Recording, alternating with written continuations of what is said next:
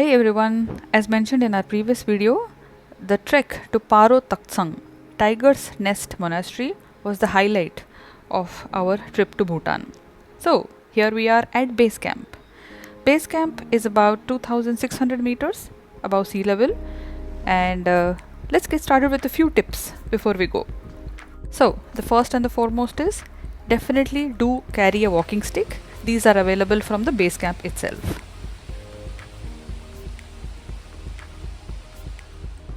Secondly, be prepared for rains in Druk Yul, the land of the thunder dragon.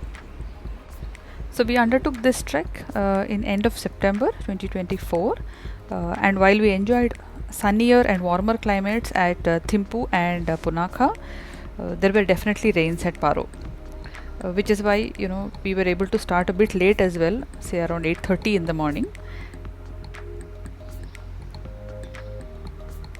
And as you can see that while there is a designated trail, the land did get a bit muddy. Hence, it's important to carry a wind cheater and an umbrella along with comfortable clothes and shoes for the trek. So, here we are at the halfway mark where there's a cafe. In terms of distance, it's just about 2 kilometers, whereas we've gained an altitude of 300 meters, so we are at 2900 meters.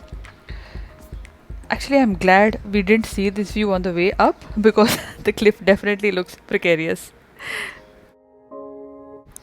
While we definitely had to be cautious while ascending, I would actually say that the rains provided a much needed respite from the sun, which is supposed to be quite draining.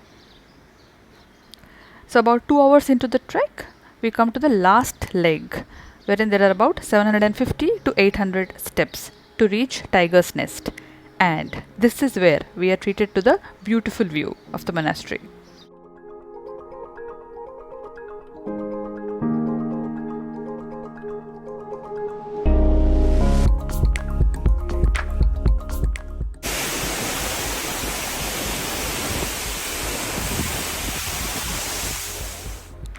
Okay, that's the way we came, and we start our journey back.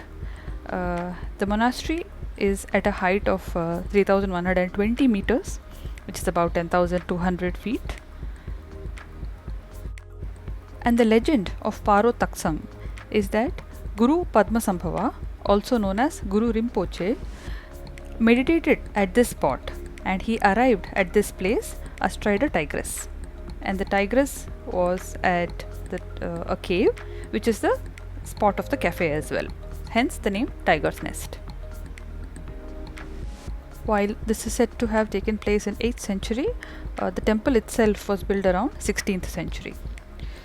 Also, please note that given that the temple is of religious significance, one must be dressed appropriately and modestly.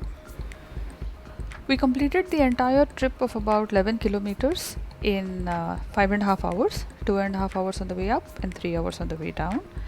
And while there is an option of using mules to go up halfway, our personal recommendation is to experience the trek by walking the entire distance, because enjoying the view of the Paro Valley, waterfalls and streams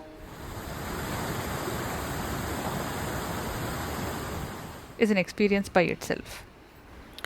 Honestly, while I consider myself reasonably fit, I did face a high heart rate as well as mountain sickness because of the altitude. But this experience has only made my resolve stronger to be more fitter. So here's to fitness 2025.